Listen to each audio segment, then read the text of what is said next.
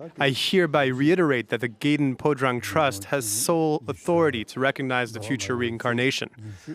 No one else has any such authority to interfere in this matter.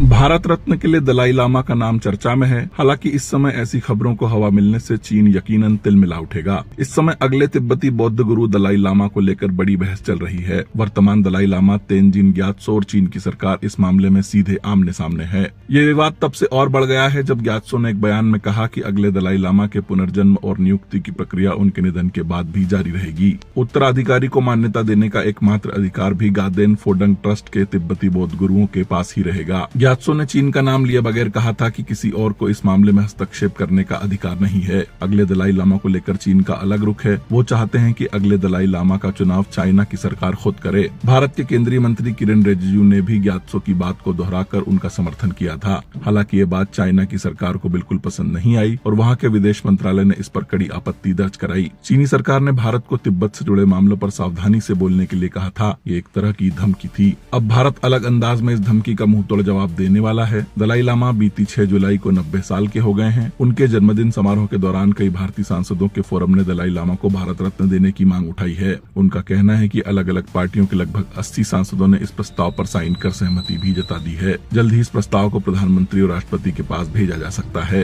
यकीनन चीन को इस बात से तीखी मिर्ची लगने वाली है। हालांकि भारत में भी एक सवाल उठ रहा है कि दलाई लामा भारत के नागरिक नहीं है, फिर उन्हें भारत रत्न कैसे दिया जा सकता है। इस वीडियो के अगले हिस्से में हम बताएंगे कि इससे पहले किन गैर भारतीयों को ये सम्मान दिया गया है। साथ ही चीन, तिब्बत और दलाई लामा को लेकर विवादों के पूरे इतिहास की बात करेंगे। खबरें जारी हैं, फॉलो करिए द फोर्थ।